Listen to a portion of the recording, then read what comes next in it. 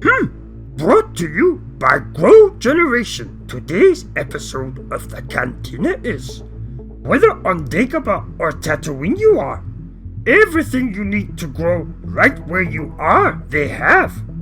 Later in the episode, more on them you will hear.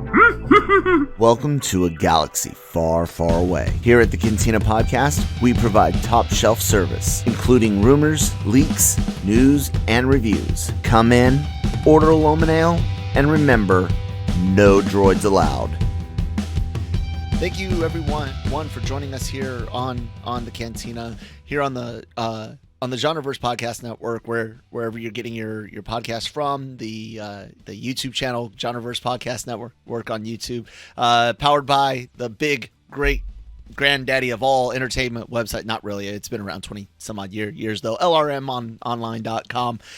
Make sure you guys are checking that out every day for all of your entertainment news, needs, and opinions, especially business-oriented gaming articles and pieces, because, well, Kyle's right. If you want to know what I'm talking about, go to LRMonline.com and check out the piece on PlayStation Plus and Xbox Game Pass or Microsoft Game Pass. Anyways, I'm Kyle Malone at that Kyle Malone on Twitter, joined as usual by my partner in crime, Cam Clark at LRM_Cam on Twitter as well.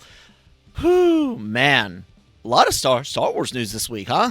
Yeah. I mean, obviously the Obi-Wan Kenobi press tour is in full swing, so we're getting lots of comments, opinions, basically copy from the stars, the directors, producers, etc. So that's certainly kind of filling up the pages, and then a few other little bits and bobs as well to kind of fill in.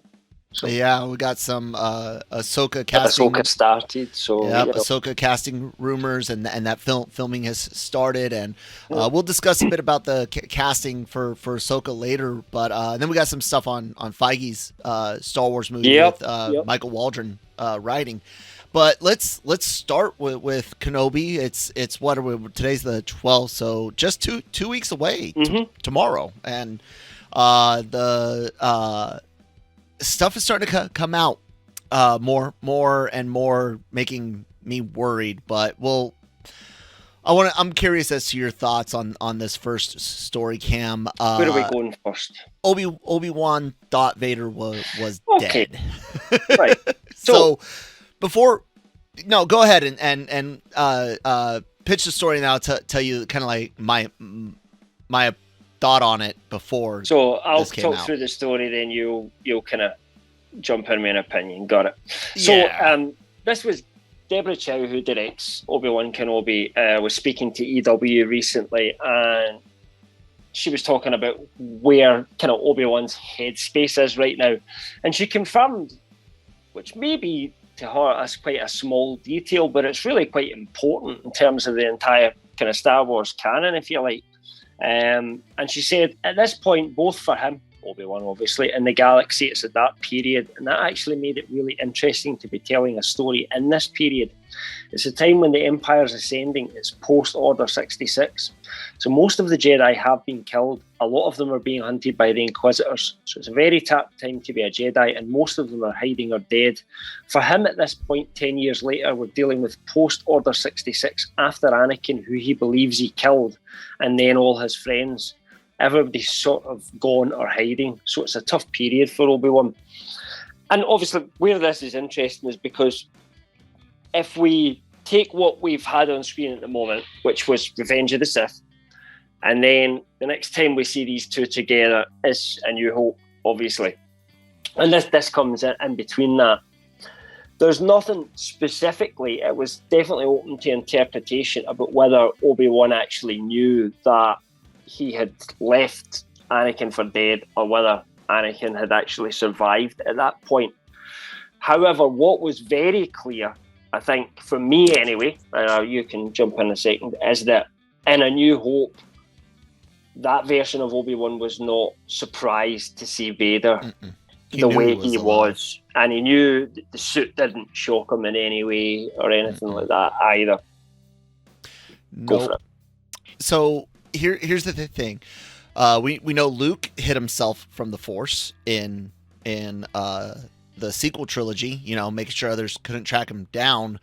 But why would Anakin hide himself? I need to know why, because they always talk about the brotherhood and the connection, and one thing about the Force is that ability to sense those close to you. Now in the EU they explain it a lot more of making yourself tiny within the Force to hide yourself, but they kind of glance over it for sequels. I always just kind of assumed that technique would continue to exist.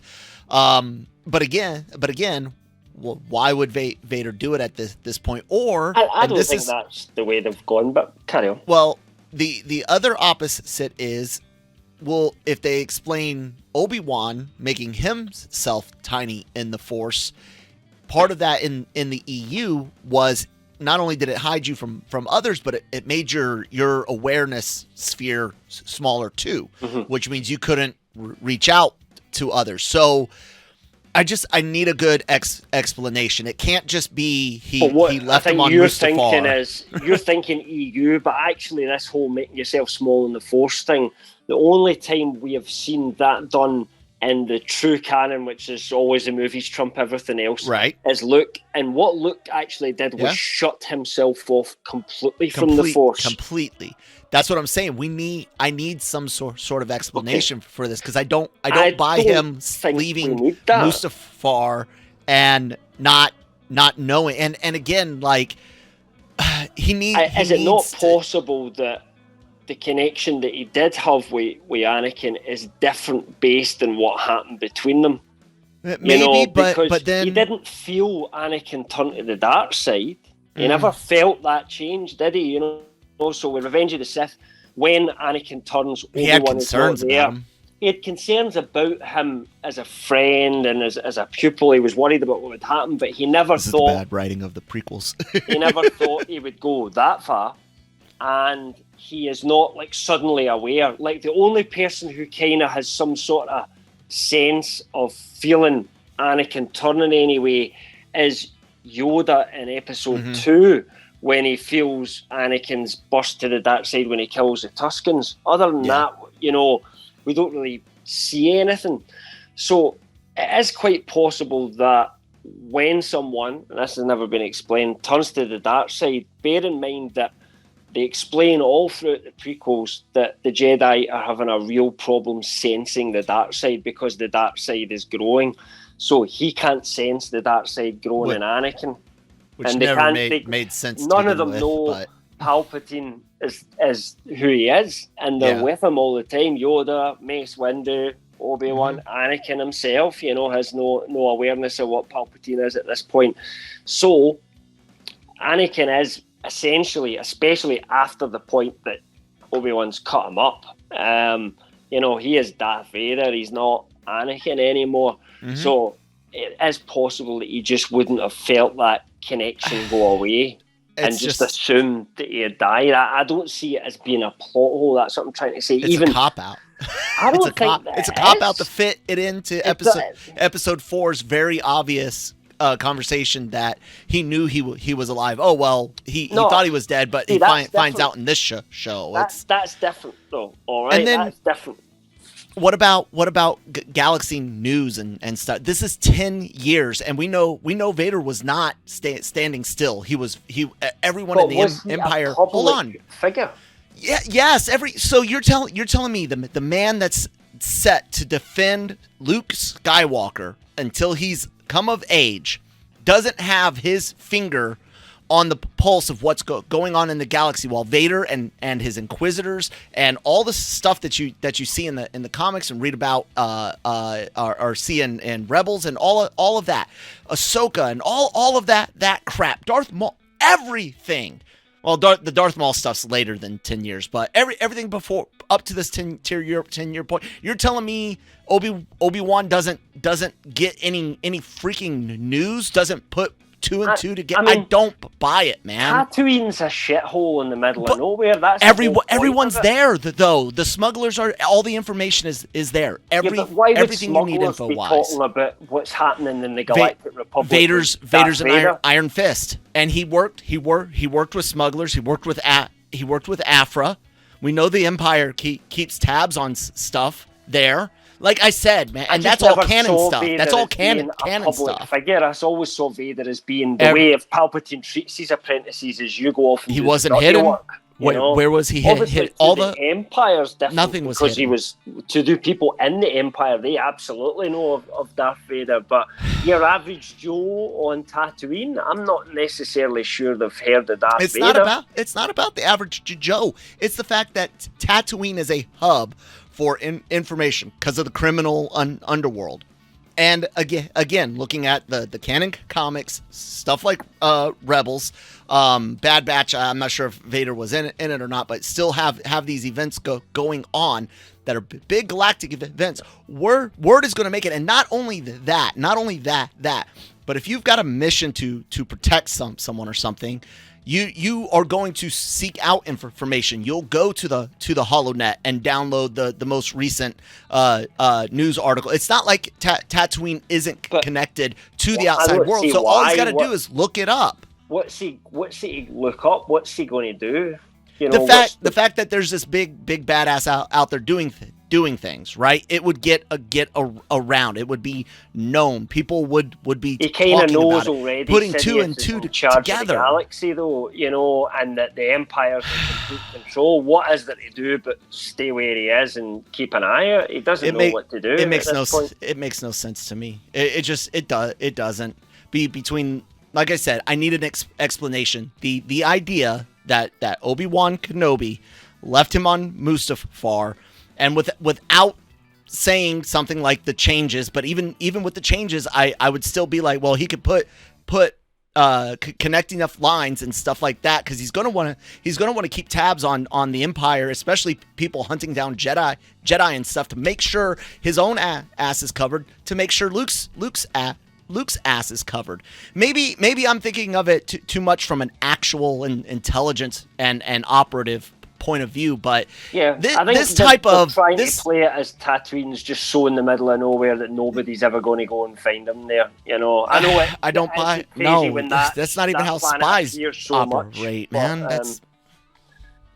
I don't know, Cam. It's a big galaxy. It's not like trying to hide on one planet. But they don't make any. Vader's all over that galaxy, from Revenge of the Sith until. And you're in France, but this is all happening in America. You're going to see shit in the paper, and you're going to put two and two together. But I'm not saying it wouldn't happen, but. It's a stretch. There's no guarantee that Obi-Wan goes. I think I'll go into town, have a check on the holo internet or whatever the hell. I'm going to. Why wouldn't you want to know if the Empire's found more Jedi? Propaganda is always got some nuggets of truth in it, and you definitely want to know what the Empire's up to related to. It gives him the opportunity to do a risk assessment. Do I need to move? Do I need to move Luke? Do we need to, do I need to call in a favor? You need that type of information when you're in hiding. I think you're definitely looking at it too realistic, like what you would do in this situation. I can't help it, because the whole show really do it. The whole show is based on fitting in between these lines of a new hope, and that's my biggest fear. So we'll have to see. Obviously, if it destroys the canon, it destroys the canon. We all hate it, and that's the canon's whatever it needs to be. But I think we need to give it a little bit more leeway than we would maybe. I don't know. I mean, we give all these shows a lot of leeway. We do. I know. Star Trek does this. Stranger Things does this. People just, they don't necessarily have every detail planned out in advance with these big franchises. The Marvel Cinematic Universe has done it many times. If we applied that kind of logic to the MCU, you're fucked. I tear those up all the time. I mean, that's the thing, and I think we have to not be suddenly criticizing Star Wars the way we would a technical manual, if you like, compared to but giving Marvel a free pass to go, it's Marvel, they can do whatever they want, I don't say that. And again, it's annoying because it's another thing where you're like, okay, I see where you're bending, but did you really have to bend? And it all comes back to the original question. Why the hell did we need this story, Vader and Obi-Wan? We didn't. What's going to happen is any other Obi-Wan story. Either after we've finished watching the show, I turn around and say, I loved that, and I am prepared to accept all the little details because it was fucking great, and I'm so glad they made that. Or I didn't particularly like that, and then it'll be more of an issue. Yeah. It's all going to be dependent on how the show goes and whether it ticks the boxes and is an exciting ride and something that was got real rewatchability, something that you and I can say, don't watch the prequels anymore, but we'll watch Rogue One, but actually no, we start at Obi-Wan Kenobi, and we watch Obi-Wan Kenobi, and then we watch Rogue One, and so on and so forth, and maybe Andor comes into that as well, and it builds up. That's what I'm looking for. It builds up to the Star Wars parts of the franchise that I enjoy, and it can connect that for us. But it's whether it achieves it or not. We will just have to wait and see. Yeah, like I've said since the beginning, I'm afraid, I'm scared, 100%. But I'm hoping for the best. Just like No Way Home. No Way Home. I was one of the biggest. Yeah. Like, keep your expectations tampered down, ladies and gentlemen. This is a big bird to land. This is even bigger because you have a canon that you're butting up against, a set of events that already exist, unlike No Way Home, where you're like, oh, I just don't know how all the nostalgic aspects of it are going to land. This has got the nostalgia plus the story. But talking about the nostalgia of it all, let's stop arguing with each other and go on to a subject where we actually agree with each other. Yes. Which is the second part of our Kenobi coverage, which was a certain Mr. Hayden Christensen speaking with Total Film magazine recently, and he was talking about the kind of fighting style of this compared to... Now, every Star Wars fan knows we've got a fighting style in the prequels, we've got a fighting style in the original trilogy, and then we've got something in the sequel trilogy which is more like the original trilogy, but kind of jazzed up a little bit, for modern works. Yeah, it's a lot heavier. It feels almost like knights fighting versus fencing you or and epi. I have always been on the same boat on this one. We are OT, and even the sequel trilogy, as much as we didn't like the movies, we like the fighting. Duels are great, right? Man. So we've always very much agreed on that. And our navigator, who is here occasionally with us, Shoki, is the opposite to us, though. He thinks he's still got the love for the OT, because it's the OT, but he thinks the sequel trilogies are a little bit boring, and he much prefers the combat that was in the prequel trilogy. And you seem to have a split in the fan base. What a surprise in Star Wars, but that's what happens when a franchise goes over across multiple generations. There's two camps to this. Which one did you prefer? And then of course there's the Star Wars fans that go, I just love everything, put Star Wars in it, and I love it. If everything's good, nothing is. What a boring life. That's to me, but everybody's different, and I kind of say live and let live. If you love everything Star Wars, more power to you. Good for you. I like what I like, and I like what I don't like. I'm a big Star Wars fan because, and as are you, because it was the original trilogy that captured our attention. We loved it to bits. We obsessed over it. And as much as people might slag off the combat in A New Hope, I think you and I could both agree, like, remember that version where they redid it?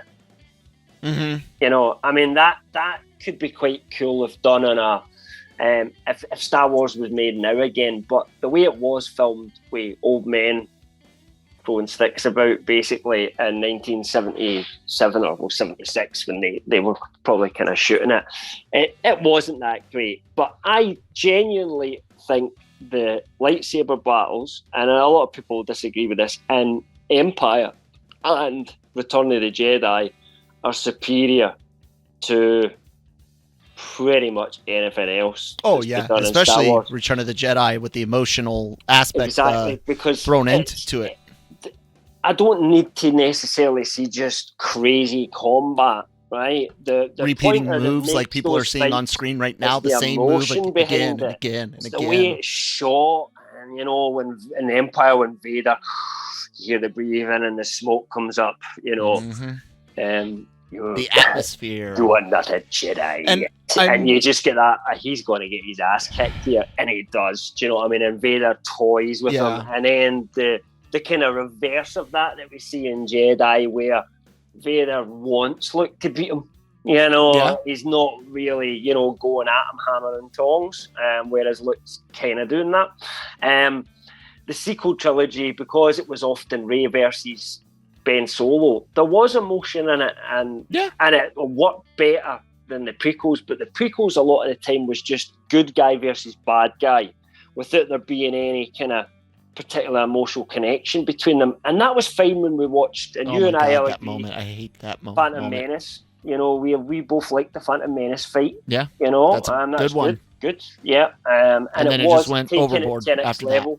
After that, they went too overboard, and it comes to its climax for us in Revenge of the Sith, Obi-Wan versus Anakin, because it's instead there should be the most emotional fight of all of them, really, because it's master versus kind of student, friend versus friend, and there's nothing, there's no dialogue in it. It's just spinning and shaking and all that sort of stuff. I've got it playing on the screen for everyone, and I know people, but look at their faces and look at the one part where they actually do punch each other. This could have been a outright brawl. They know each other so well that they can match each other's moves. That's stupid. Because if you know their moves, you're not going to try to do the same thing. No, you're just like they describe in the novels and stuff. The Force does tell you a bit what the other person might be doing if they're not manipulating and hiding their emotions and stuff. But still. It's literally this. It's the same parry strike, and there's times where there's no attempt to get around the other person's especially defenses in that or anything. Where any sword fighter in the world will tell you, why would you ever spin your sword behind your back? It leaves you basically defensive. All it would have took for one of them 1 point was to go psych. And it's game over. Do you know what I mean? And that was the end of that. But that's something at a Monty Python sketch, and it doesn't work for Star Wars. It just didn't work for me. But for some people, they love it. Yeah, the other big question for me on this is how Vader in that suit cannot do all the crap he was doing in Revenge of the Sith. And here's we should probably put the quote in, because we've not actually talked about it. Yeah, sure. Go ahead. So this is what Hayden said, by the way. We're more in line with the prequels than we are with how the fights are in the original trilogy. These characters have aged, but not that much yet, he explained. Carry on. I was gonna say the biggest part about that. About this thing again goes to butting up against that canon in 4. We know why the fights are slower in episode 4. Yeah, production. You can't do. You couldn't even do the stuff they did in Empire. Yeah. In they didn't have any Hope. Money, Exactly, and that's fine. I accept that. But getting into Vader in 4 or in 5 and 6 and Empire and Jedi, it's better, but it's more traditional stage sword play than what we get in the prequels. Here's a fear. I think because he's fighting Luke and Luke's not that experienced. I think we excuse it a little bit more. Yeah. But now I have this fear that Obi-Wan's gonna beat him bad enough again that it explains why he's not as flashy in the future. I'm not saying they will, but like that's the type of stuff that my god, dude. One it's leg left, not anymore. the Black Knight and Monty Python. Yeah, again, it's kind of, it brings up that whole point of why, man, why all the other stories we could have done with Obi-Wan, all to get this. And look, guys, I can't say it enough. I hope it's good. I hope I love it. I hope it shatters every fear that I've got, and that it's perfection. I really do. I'm not like against this to where it's like never. No, these are just my fears and concerns. Yeah. And I'll say this. I don't want to bring up the clip because I don't know how to do these social media posts without all the audio going through. But Ewan and Hayden, during a recent press event, were talking about reception of the prequels and how the prequels were kind of aimed more at kids when they first came out, but none of the grown-ups, teens really cared for them. Now those kids are grown up and they like them, and they're like, oh, our movies are liked again. Yeah. Most of the kids that were between, I would say, 12 and 15 that I knew, because I was 14, so you got a couple kids in 6th grade but below me, and kids in 8th, 9th grade, either above me or whatever. Dude, other than like the 8, 9, 10-year-olds, the teens didn't really care for it much more. Maybe not as bothered, especially didn't care for episode 1. Probably liked 2 and 3 better, maybe 3 the most. But like I'm happy for them, but it kind of goes back to that thing where I'm always saying, like, Star Wars was all ages. No one can look at 4 or 5 or even the majority of 6 minus the musical number at the start and the Ewoks and go, that was meant and aimed and designed for kids. No, it was designed for all ages, plays for all ages, and then all of a sudden, man, Star Wars just keeps going for the lowest common denominator. Kids, it's always frustrating. It did for a while. And I think the sequel trilogy was almost a conscious decision to go against that. It was like J.J. Abrams said, no politics, none of this, crap that everybody says they didn't like about the prequels. But as we've said before, it wasn't the politics that were a problem. It was the execution, the delivery, the writing, all of that was a problem. The overuse of green screens and the fighting styles. I think we just have to accept at the moment that there is absolutely a crowd out there that love the prequels. It's just not us. But what my hope for this show is that it bridges a gap for people like us, because it doesn't seem like a kid's show. It seems more in tone with Mando than it does episode 1, for example. I hope so. And my hope, therefore, for the fighting style is, I don't want them to fight like they would have in A New Hope, because that would be kind of silly, But I don't want it to quite be prequels. I want this. My hope for this show is that we get that proper fight. It will never be quite. It will still always be a disappointment because we never had them before Vader get in the suit of in the proper, an emotional fight. But to see Darth Vader and Obi-Wan fight again, I want it to be kick-ass. I want it to be cool, but I want there to be a lot of speech between them. And it as well. I don't want them to be silent and just going at each other. Again. Depending on what happens. I mean, obviously, one of the things we revealed is that they fight twice. We've been backed up on that by some other insiders, or maybe we backed up other insiders that said it first. I don't know necessarily with these things, but it doesn't matter. The point is, we're pretty confident they fight twice, and the first time doesn't go so well for Obi-Wan. But I think without we haven't seen the show, but without spoilers, we all know it doesn't go really badly for Obi-Wan in the second fight. That's another problem with the show. It's like the Titanic all over again. We know the boat's going down. Yeah, but in every Marvel movie that most of the time, except the Endgame Infinity War type situations, the big ones that, the hero's always going to live in the end. James Bond's never going to get killed, and then they did it in the last film. But, you get the idea. The heroes aren't going to die anyway. Definitely. It's not a major thing. But, to a degree, but this one's a little bit more annoying because like I said, you know that there can't even be any big bodily harm or any major character changes that lead up to the original trilogy. While I still think Anakin could lose the last leg. I don't think we've ever seen him like in any canon things.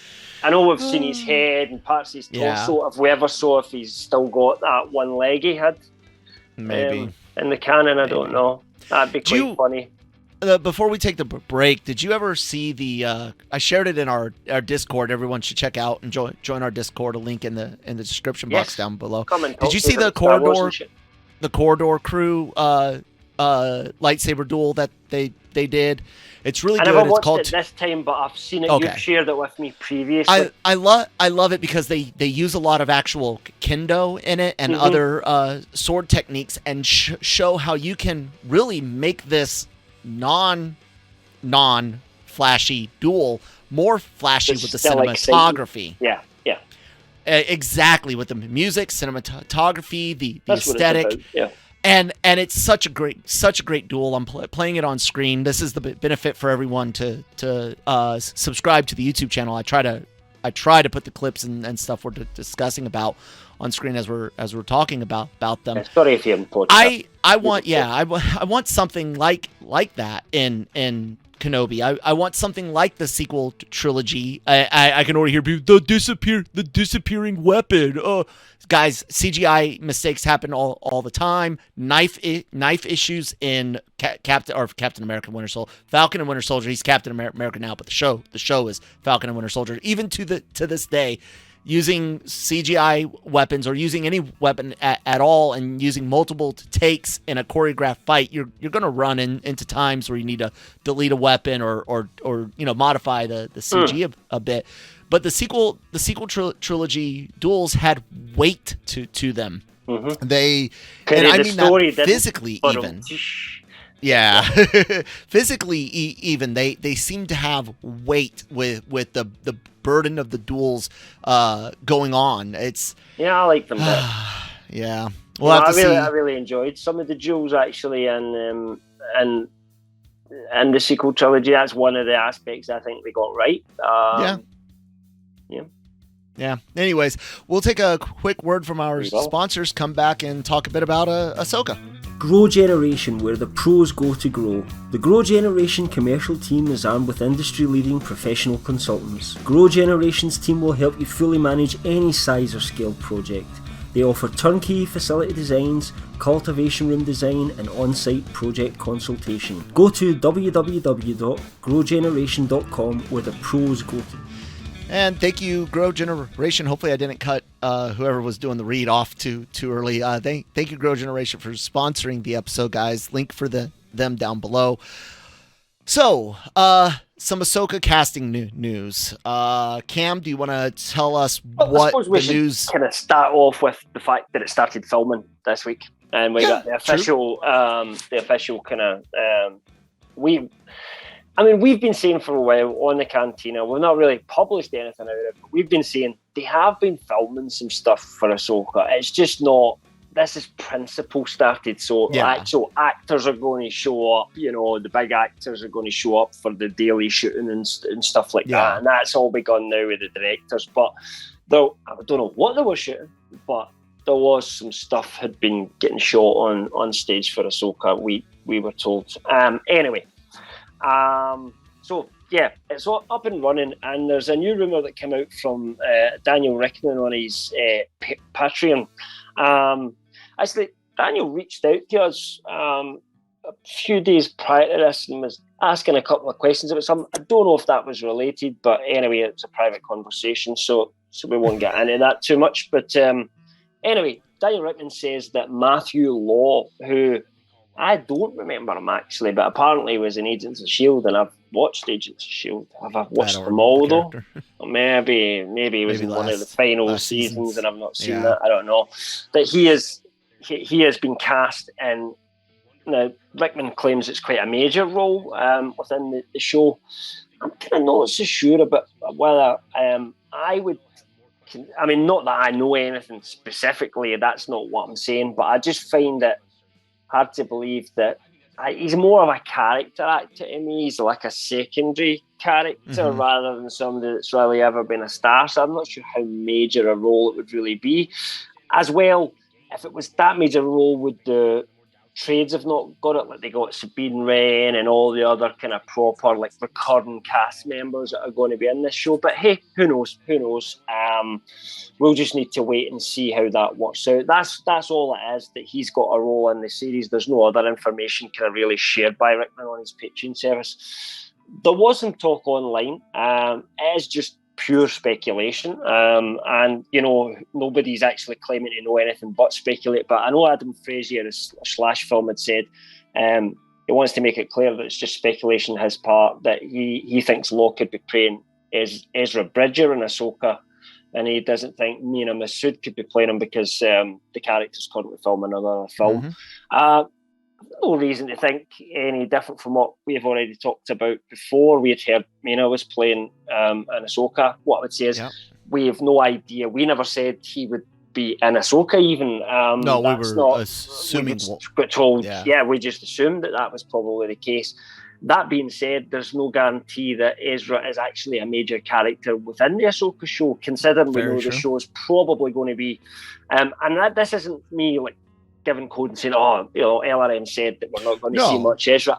We could be 100% wrong. Could happen. Pure speculation on my part.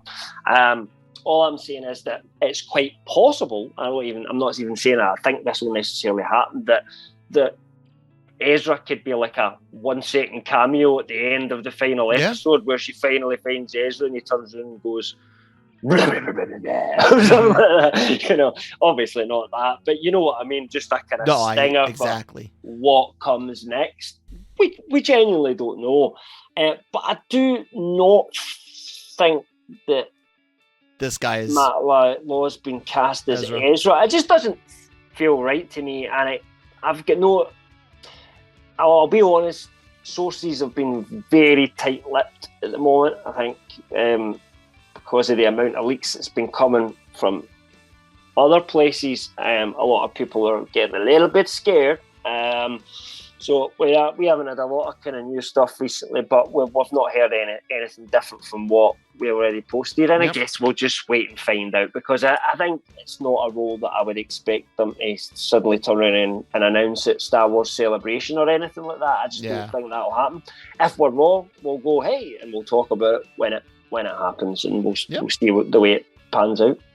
Anything else you want to kind of say on Ahsoka? The fact that it started, and I'm scared. I'm scared of it more than I am Obi-Wan, because time travel.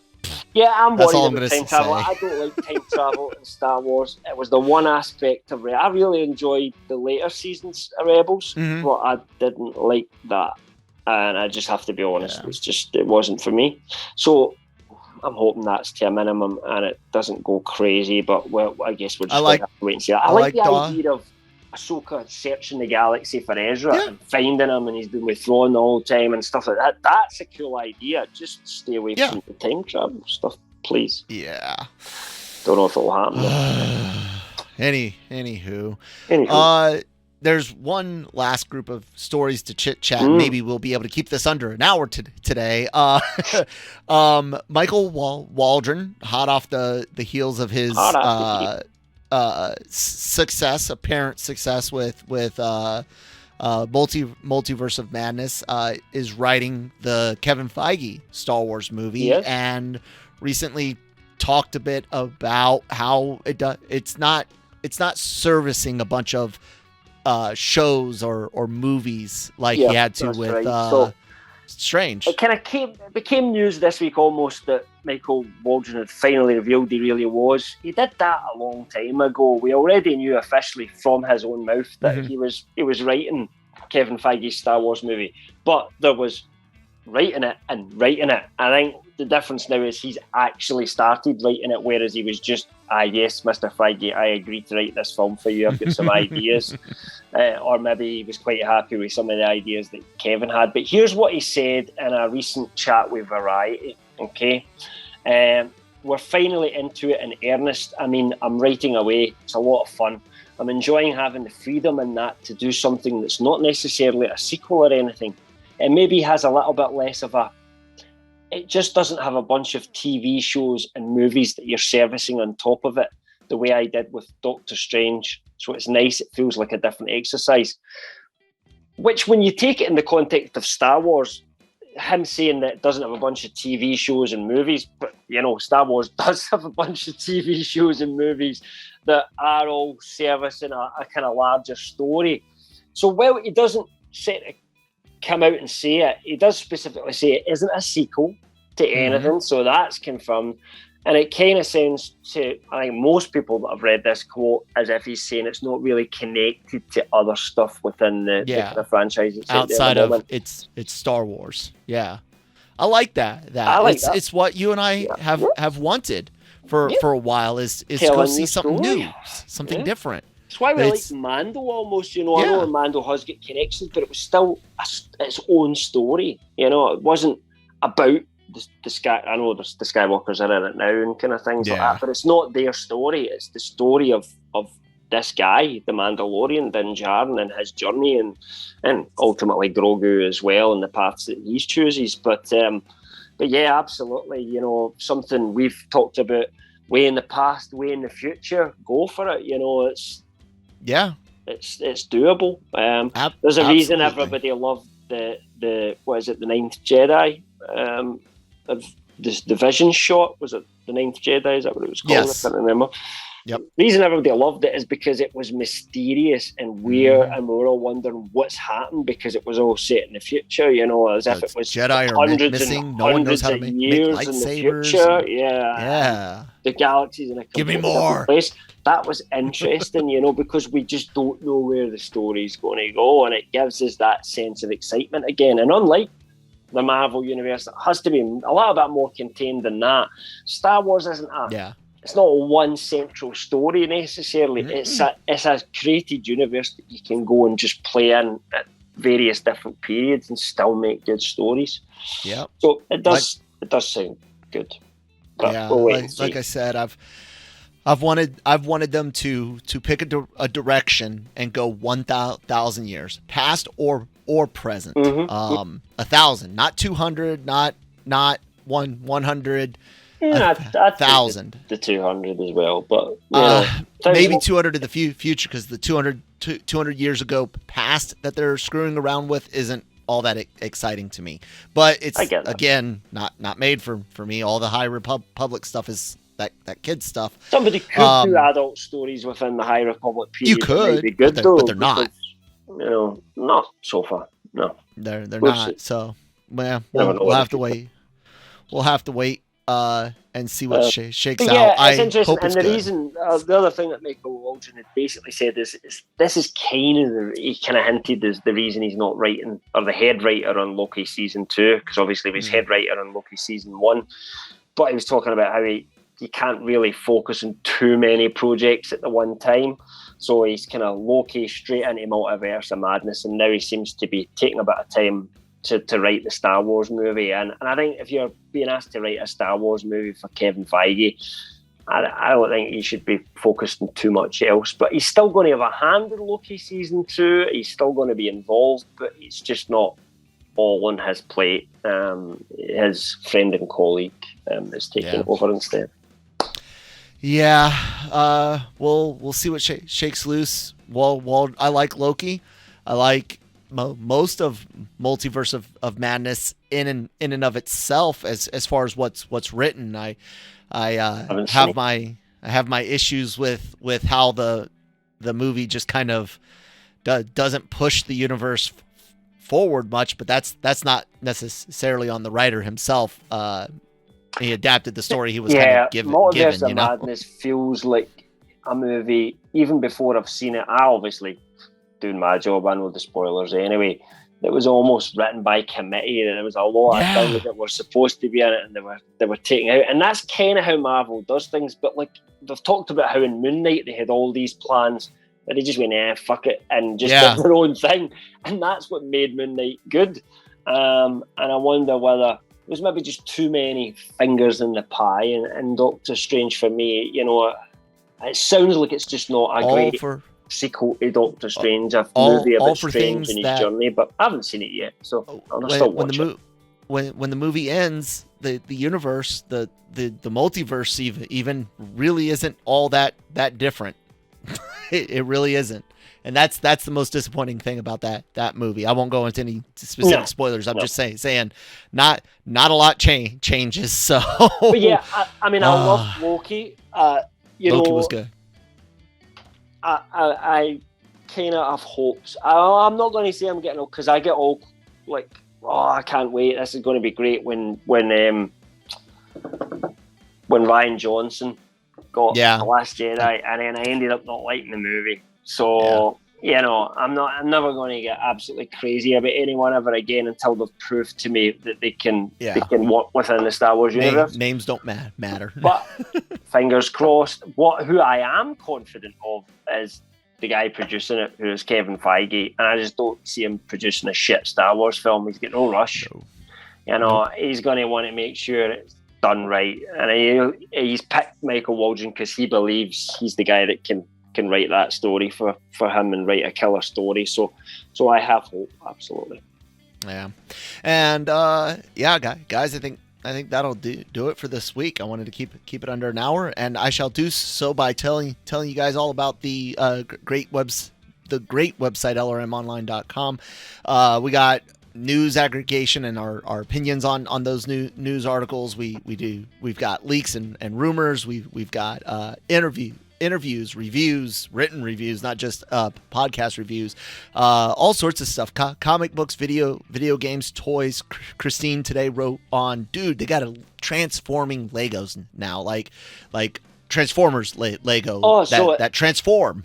So you build it and then it can transform after you've built it? Yes. Isn't that cool? I just assumed it was either robot or truck. You can transform it after building it. Yeah. So we cover everything at the website. All of the podcasts go up on your favorite podcast app: Google, Spotify, Apple, SoundCloud. If you listen to podcasts on an app, we're there for free. So look up GenreVerse Podcast Network and follow us. Great shows covering Star Wars here on the Cantina. A little bit of everything with Breaking Geek Radio, anime on Anime Versal Reviews, and of course Marvel on Marvel Multiverse Mayhem. We just did like a kind of like a pause for review on Phase 4 after Multiverse of Madness. Yeah, I've started to watch that show because I'm interested to see what you guys thought of that. Yeah, all of those go up on our YouTube. Hit the red subscribe button, the bell, I guess, if you're into that thing. Also do trailer reactions on the YouTube channel, part of the Genre Shot. So yeah, check those out. The Resident Evil show, I did the reaction to a trailer today. There was a teaser yesterday that I didn't even know about, and the teaser was actually better. Not that this trailer was bad. I'll tell you what, that looks better. That looks, not that it will be, but it looks better than any of the movies since the first one. To me, that's low-hanging fruit, though. I mean, I did not like any of those movies. Well, but the trailer does look good, and I think Resident Evil always had potential as a story, because the games had a good story. Yes. So. And the one thing about the first movie, I'll say this: it is a great zombie movie. It's an awful Resident Evil movie. If you like action zombie flicks, first Resident Evil flick is awesome. It's awful as a video game Resident Evil movie. Anyways, I'm at that Kyle Malone on Twitter. Cam, where can people find you at? If you at LRM_Cam, and if when Kel was saying, we cover everything, and you were getting angry and going, no, you don't cover this thing I love, come and cover it for us. Let us know. Contact me. Give us a shout in Discord. Contact me on Twitter. Or you can find our email addresses on the website, because people spam us all the time, so they must be freely available. And give me a shout and let me know if you are interested in covering the things that you like to do for the website. We're always looking for more cool people to join us. And yeah, like Kel said, join us in Discord for a chat if you want to talk Star Wars, movies, just general geeky shit. We're all on there chatting with all the other readers. Come join us. Yep. And with that, guys, have a good one. We'll talk to you next week. May the Force be with you.